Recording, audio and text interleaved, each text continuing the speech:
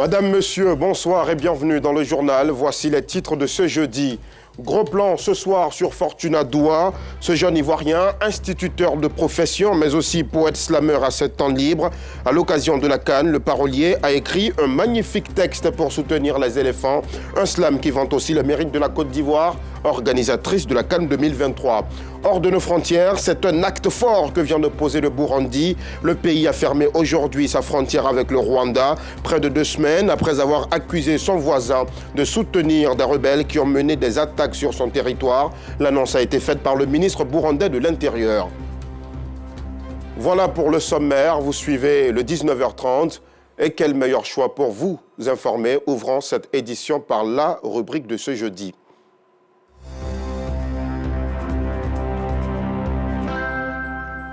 La Coupe d'Afrique des Nations s'ouvre samedi et les initiatives de soutien aux éléphants se multiplient. Celle que nous voyons ce soir est un slam, une poésie musicale écrite par le jeune Ivoirien Doua Fortuna. Il y vante notamment le mérite de la Côte d'Ivoire, organisatrice exceptionnelle de l'événement, avec ses incroyables installations, terrains de football et d'entraînement aux normes internationales. La légendaire hospitalité des Ivoiriens y est aussi mentionnée.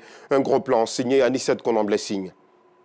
Mesdames, Messieurs, la journée avait refermé ses rideaux afin que la nuit commence son boulot. Fortuna Doua est un passionné de maîtrise de cérémonie et de poésie. En plus de ses passions, il a un don, celui de valoriser son talent de poète à travers le slam, une poésie orale, urbaine, déclamée dans un lieu public sur un rythme scandé. Le mot slameur fait désormais partie de son identité. Mais d'où puise-t-il son inspiration? L'élément motivateur de la production d'un texte de slam jusqu'à arriver à la déclamation s'inscrit dans le sens pour moi du fait que, au-delà, nous sommes toutes et tous bénéficiaires de quelque chose que le maître de l'argile parlante a facilité. Moi, en toute modestie, il m'a facilité, j'ai envie de dire, le fait de pouvoir parler en public. Ça fait partie, n'est-ce pas, d'un don pour moi. Alors, je me suis dit qu'aujourd'hui, nous sommes bénéficiaires de cette grande fête footballistique qui doit se passer au niveau de l'Afrique. Alors, pourquoi ne pas utiliser ce que le divin a facilité pour moi pour essayer, tant bien que mal, de créer une certaine promotion, n'est-ce pas, scander de la plus belle des manières cette fête qui doit se dérouler au niveau de notre pays. J'exerce en toute modestie dans le domaine de la communication parce que je suis un véritable amoureux de la communication, à la fois maître de cérémonie, poète, slameur. Donc je me dis que c'est une occasion pour moi, n'est-ce pas, d'utiliser une petite partie du don que le divin a eu à me faire pour essayer d'apporter aussi, j'ai envie de dire, ma pierre à l'édifice de le panégyrique, on va dire ça comme ça, de la CAN au niveau donc de notre pays, la Côte d'Ivoire. Fortuna ne se fait pas prier quand il s'agit d'utiliser le slam pour exprimer son patriotisme. Sa contribution à la promotion de la CAN 2023, encore appelée CAN de l'hospitalité, en est une parfaite illustration. Il entend donc mettre en lumière les valeurs qui caractérisent sa patrie, la Côte d'Ivoire. Ce que je dis dans le texte, pour la 2e fois de mon existence, je reçois la Coupe d'Afrique des Nations. Grand rendez-vous footballistique pour lequel je proposerai du fantastique afin de rester toujours gravé dans l'histoire de l'Afrique. Pays de l'hospitalité, si de cette manière j'ai été identifié, ce n'est nullement pas velléité, mais parce que la fraternité, je sais la valoriser. On a dit aussi que c'est vrai que l'humilité doit jalonner nos activités, mais il est important de scander de la plus belle des manières, n'est-ce pas, cette fête qui se déroule chez nous. On a aussi dit que meilleur CAN de l'histoire de l'Afrique, ça se jouera dans l'ouest de l'Afrique, dans le pays des Didier Drogba, que dis-je, de Touré Yaya. C'est un honneur pour moi en tant que jeune de participer tant bien que mal à la promotion, n'est-ce pas, des valeurs non seulement de notre pays, mais aussi à scander de la plus belle des manières en tant que jeune la CAN qui se joue au niveau de notre pays, la Côte d'Ivoire. Dans son texte, Fortuna personnifie la Côte d'Ivoire en la présentant comme une adepte de la joie et de la fraternité amicale. Je parle en utilisant le jeu, mais c'est un jeu qui incarne en fait l'identité de la Côte d'Ivoire. Donc je fais ce qu'on appelle en quelque sorte de la personnification. Le fait d'attribuer un trait ou bien une caractéristique humaine à un objet, à quelque chose qui n'est pas humain. Parce que là, je parle de la Côte d'Ivoire, ce n'est pas un être humain. Mais je dis, moi, la Côte d'Ivoire, je suis une adepte de la joie et l'amicalité. Je panégérise l'amour et l'hospitalité. Fortuna, instituteur de son État, est aussi auteur d'un concept, Tophytologie fortunacienne. Il a créé pour sensibiliser la jeunesse à se battre dans la vie. Ses nombreux talents lui ont valu l'admiration de plusieurs fans. Dans l'optique de préparer la relève, Fortuna n'hésite pas à monnayer ses talents à partir de ses expériences sur l'art oratoire. Si Francis Ngannou tape pour vivre, alors moi je déclame pour penser des blessures. Et au finish, c'est l'Afrique qui gagne. Et bien sûr, c'est un texte que nous l'espérons va donner beaucoup de punch, va booster les compétences de nos éléphants footballeurs afin que la CAN 2023 qui est chez nous reste chez nous. Et puisque nous parlons de la CAN, les espaces de divertissement et les moyens de transport ont aussi enfilé la tenue de la compétition dans la commune de Bingerville. Les maquis, bars et les baka, ces mini-cars très empruntés par les Abidjanais, sont aux couleurs du drapeau national. C'est une approche marketing qui permet d'attirer les clients, mais aussi, vous le verrez, une manifestation du soutien à l'équipe nationale de football. À Bingerville, le commentaire de Joël Gossier. Moins de 72 heures avant le début de la CAN, Coupe d'Afrique des Nations 2023. La commune de Bingerville affiche un visage multicolore. La gérante de cette cave a opté pour l'installation de drapeaux de 2 pays à l'entrée de son établissement. Elle apporte ainsi son soutien à son pays d'origine et d'accueil. La première des choses, c'est ça, le drapeau, mettre en vigueur notre couleur. La CAN, c'est chez nous. On veut bien accueillir les supporters d'ailleurs et les pays d'ailleurs. Ce soutien, Tanguy l'apporte depuis la portière d'un minicar communément appelé Gbaka.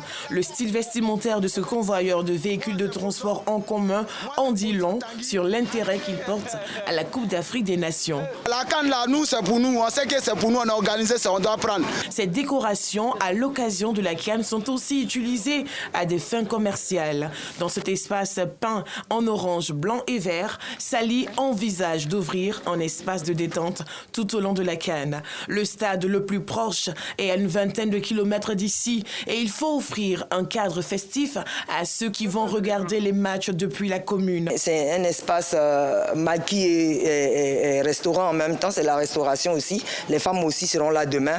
Là, nous, on vient aujourd'hui pour s'activer, pour se préparer par rapport à samedi. La boisson, les frigos, tout ça, on est en train de contrôler. Le technicien était là pour vérifier que tout va bien. Effectivement, c'est notre marketing à notre façon pour dire que nous aussi, on est ivoiriens et qu'on est avec nos éléphants parce que c'est ça la Côte d'Ivoire en fait. On fera tout notre possible pour que tout le monde se sente chez lui ici, à son aise. Voilà, on fera ce qu'il faut. Surtout à Bingerville. Paris est apparemment gagnant pour les établissements qui ont déjà misé sur cette technique. Les clients n'ont pas attendu le coup d'envoi de la compétition pour prendre d'assaut ces endroits. Dans un espace gastronomique, on vient, on trouve un espace qui est peint à la couleur de notre drapeau. Vraiment, ça nous fait vraiment plaisir. On se sent dans la mouvance de la CAN. Le match d'ouverture de la Coupe d'Afrique des Nations 2023 est prévu pour ce samedi 13 janvier. Cette grande messe de football africain a drainé des milliers de touristes vers la Côte d'Ivoire. Les espaces de divertissement de Bingerville et des autres communes sont prêts à faire passer d'incroyables moments aux pays invités. La sélection nationale, elle continue d'atterrir en terre ivoirienne et c'est déjà la ferveur chez les supporters, la diaspora et ceux qui sont arrivés de leur pays. La communauté ghanéenne, marocaine, nigériane et sénégalaise ne compte absolument pas se laisser faire. Elles rivalisent d'ingéniosité pour pousser leurs équipes à la victoire dès le coup d'envoi de la compétition. Nous avons fait une incursion dans ces communautés avec Anissette Konan-Blessing.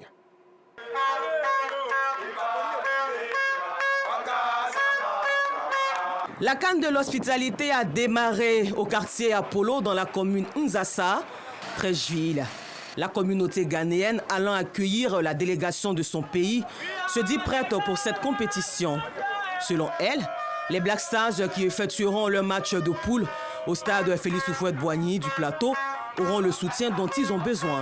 Nous sommes très joyeux, une petite communauté de Trècheville qui se sent très joyeux pour aller accueillir son équipe nationale de Ghana qui vient d'arriver. Présentement, ils sont juste à l'aéroport. Là, au Félix, il y a une faveur pour nous parce que nous, la petite communauté ghanéenne à Trècheville, on n'a que 2 km à arriver au Félix. Donc on pense qu'on sera très nombreux à aller supporter l'équipe nationale de Ghana qui est le Black Star de notre pays. Pareil pour Félix, supporter ghanéen qui souhaite que le meilleur gagne. L'année nous a trouvé que le sous-sol ivoirien, que la CAN vienne. Bon, en fait, la CAN est venue. Normalement, tout va dérouler bien au calme. Je souhaite quoi? Que le meilleur gagne surtout. Toujours dans la commune de Trècheville, à la rue 12, Mohamed Matroud, ressortissant marocain, âgé de 72 ans, et ses fils ont fait 3 mois, 6 jours de trajet à vélo du Maroc à Abidjan pour participer à la CAN de l'hospitalité. Demain, Inch'Allah, je vais à Saint-Pedro et je vous salue beaucoup. Je salue les Marocains qui sont à Abidjan. À la gare de Bassam, toujours à Trècheville, les communautés nigérianes et sénégalaises comptent participer activement à la réussite de cette CAN. C'est déjà un honneur de participer à cette CAN-là.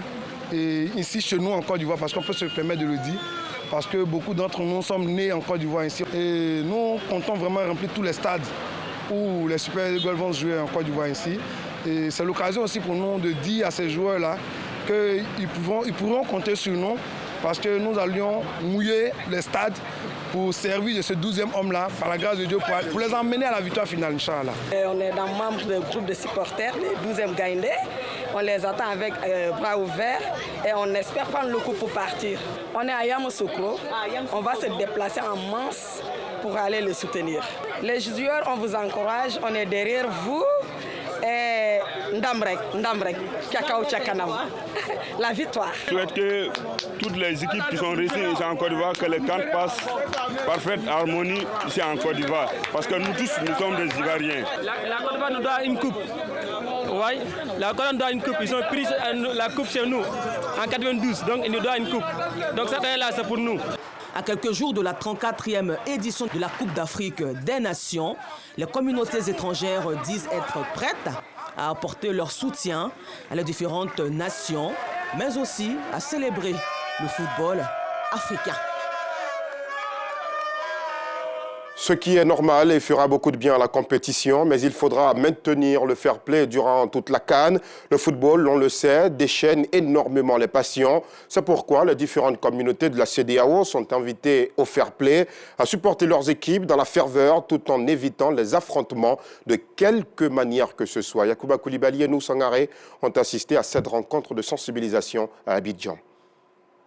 La communauté africaine invitée à cultiver un esprit de fair play lors de la Coupe d'Afrique des Nations, CAN 2023, pour une consolidation fraternelle par les têtes couronnées africaines. Et ce, lors d'une rencontre organisée par Sa Majesté Nana Abrafi, Koto Kirima, reine-mère des communautés de la CEDEAO. Les différents pays ne peuvent pas gagner la Coupe d'Afrique. Forcément, une seule équipe doit gagner. Nous devons accepter un bon pot. Une initiative saluée par les participants. Toute la Côte d'Ivoire travaille aujourd'hui dans le sens de la réussite de cette CAN. Et cette rencontre avec les populations sous-régionales et africaines pour les sensibiliser dans le cadre de la réussite de cette activité est un apport appréciable pour nous, ministère de l'intégration africaine, et pour le gouvernement ivoirien. L'initiative de la reine est venue à point nommé. C'est un trait d'union entre tous les ressortissants de la CEDEAO, en particulier ceux qui vivent ici en Côte d'Ivoire, qui est une terre d'hospitalité légendaire. Cette initiative elle est très positive. Et je pense que c'est une fierté pour nous. Vous voyez que la reine-mère de la CEDEAO et des peuples d'Afrique nous a convoqués, c'est surtout nous les chefs, qui sont même les garants de la tradition, pour recadrer surtout et sensibiliser surtout la communauté de la CEDEAO et africaine en général. Les initiatives visant à sensibiliser les supporters à accepter le score des matchs se multiplient pour une CAN 2023 réussie. Dans le reste de l'actualité, la Sodexam a organisé il y a quelques semaines dans une ville de l'intérieur du pays le bilan de ses activités pour le compte de l'année 2023. Et vous allez le voir, les décideurs de la société météorologique sont totalement satisfaits de ce bilan. Un bilan qui est jugé positif, comme nous le montre Joël Gosset. Délocalisé chaque fin d'année sur une plateforme de l'intérieur, le dernier conseil d'administration de l'année 2023 de la Sodexam s'est tenu à San Pedro. Le conseil d'administration et la direction générale ont fait le bilan de la gestion de l'entreprise. Cette année est une année exceptionnelle pour la Sodexam dans la mesure où notre gouvernance a été reconnue et saluée par le ministère du Budget et du portefeuille de l'État. La Sodexam a obtenu le prix de la bonne gouvernance pour les entreprises du secteur public non marchand. Les administrateurs se sont dit satisfaits de la gestion de la direction générale. Ils l'invitent à maintenir la cadence pour atteindre les objectifs fixés, parmi lesquels la Cannes 2023. Nous avons passé donc en revue tout ce qu'il y a eu comme activité et donc nous avons projeté ce que nous avons à faire en 2024. Nous avons été instruits par le président de la République et par le Premier ministre pour que nous fassions en sorte que la Sodexam épouse donc cette dynamique. Aussi bien la météo que le transport aérien pour accompagner donc les différentes équipes à l'intérieur. Et ce sera donc la Cannes jamais organisée en Afrique. Le choix de San Pedro pour la deuxième fois s'explique par le fait que la ville abrite une station météorologique et le deuxième aéroport de Côte d'Ivoire avec 8 vols par semaine. La gestion est assurée par la Sodexam. Les acteurs du conseil d'administration ont visité l'aéroport de San Pedro à l'issue de leur assise. La Sodexam joue pleinement son rôle dans la Coupe d'Afrique des Nations Cannes 2023 à travers la gestion des aéroports et les prévisions météorologiques. Oui, et comme le dit Joël Gosset, le bon déroulement de la Cannes répond aussi à certains facteurs, dont une maîtrise parfaite de la météorologie. Durant l'ultime conférence de presse du COCAN, le directeur général de la Sodexam a annoncé le déploiement de plusieurs stations météorologiques sur chacun des stades devant abriter la compétition. En plateau avec nous pour en parler, Nguessan Fulgence, chef de service prévision météo à la Sodexam. Bonsoir. Bonsoir. Première question, les Ivoiriens sont quelque peu apeurés. La Cannes 2023 a été déplacée, qui devait se tenir initialement en juin-juillet 2023, a été déplacée en janvier-février 2024 parce qu'il y a énormément de précipitations qui tombent sur notre pays dans cette partie de l'année. Mais on constate qu'en plein janvier, il pleut. Est-ce qu'on doit avoir peur? Merci. Il faut dire que le mois de janvier est reconnu comme un mois sec. Mais depuis 5 ans, on a cette précipitation qui vient sur les régions du sud. Ce n'est pas nouveau.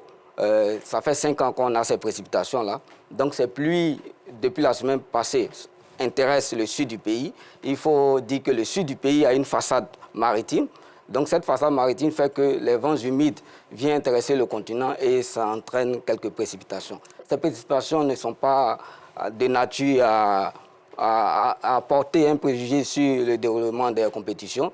D'ailleurs, même nous avons une surveillance météorologique qui est à la Sodexam, une surveillance permanente pour adresser ces questions-là. Donc nous émettons des alertes au cas où il y a des aléas météorologiques. Très bien. Ce que vous dites ce soir, ce sont donc des pluies exceptionnelles et il ne pleut pas à l'intérieur du pays, c'est bien cela? Non, ce n'est pas des pluies exceptionnelles, c'est des pluies qu'on a l'habitude. On a l'habitude à cause de notre façade maritime. Oui. Donc on a des vents humides qui viennent sur le continent, donc ça crée des nuages et on a des précipitations. Vous voyez, ces précipitations n'ont pas de grande quantité de précipitations, c'est des précipitations qui viennent de façon sporadique. Donc au nord du pays, on a l'harmattan qui bat son plein. Et au sud du pays, on a ce mélange de vents secs et de vents humides qui entraîne quelques précipitations. C'est des choses que depuis 5 ans, nous vivons. Vous avez déployé des stations météorologiques dans chacune des villes qui vont abriter la compétition. De quoi il s'agit concrètement et quel sera justement le rôle de cette station météorologique dans chaque ville? Effectivement, depuis la semaine passée, on a déployé 6 stations climatologiques autour des stades. Donc ces stations climatologiques auront pour rôle de collecter les informations météorologiques auprès des stades. Donc ces informations météorologiques vont améliorer la qualité du service de prévision que nous allons fournir pour la Cannes. Très bien. La Sodexam a conçu une application à travers laquelle les Ivoiriens ont beaucoup d'informations, en tout cas sur les réalités climatiques dans chaque ville devant abriter la compétition. Comment s'appelle-t-elle? Comment est-ce qu'on l'utilise et où est-ce qu'on peut la trouver, cette application? Il faut dire que pour cet événement prestigieux et important pour la Côte d'Ivoire, la Sodexam n'est pas restée en marge. La Sodexam a mis en place un service numérique où on peut trouver des prévisions météorologiques sur une plateforme. Donc c'est une plateforme avec une adresse CAN 2023-6, Sodexam-6 météo.com. Et sur cette plateforme, vous avez toutes les informations météorologiques, toutes les prévisions pour chaque stade. Donc nous invitons la population à aller directement sur cette plateforme pour avoir les bulletins météorologiques actualisés. Ça veut dire donc qu'avec aujourd'hui la Sodexam, la Côte d'Ivoire est prête, il n'y aura pas de dommages, en tout cas en ce qui concerne le climat. Oui, la Côte d'Ivoire est prête parce que nous avons un service de surveillance météorologique H24. Nous avons déployé pour ce faire 2 prévisionnistes sur chaque stade. Ça fait au total 12 prévisionnistes qui sont déployés pour produire des assistances météorologiques personnalisées. Très bien. Donc la Sodexam est prête pour l'événement. Merci beaucoup, Fulgence Nguessan. Merci beaucoup. Vous êtes chef de service prévision météo à la Sodexam. Merci pour ces précieuses informations qui nous font beaucoup de plaisir et nous rassurent sur le bon déroulement de la CAN. Dans l'actualité internationale, hors de nos frontières, nous vous le disions en titre, c'est un acte fort que vient de poser le Burundi. Le pays a fermé aujourd'hui sa frontière avec le Rwanda près de 2 semaines après avoir accusé son voisin de soutenir des rebelles qui ont mené des attaques sur son territoire. L'annonce a été faite aujourd'hui par le ministre burundais de l'Intérieur. Sur le Burundi, le groupe Red Tabara a lancé une attaque le 22 décembre 2023 près de la frontière avec la RDC, tuant 20 personnes, dont des femmes et des enfants.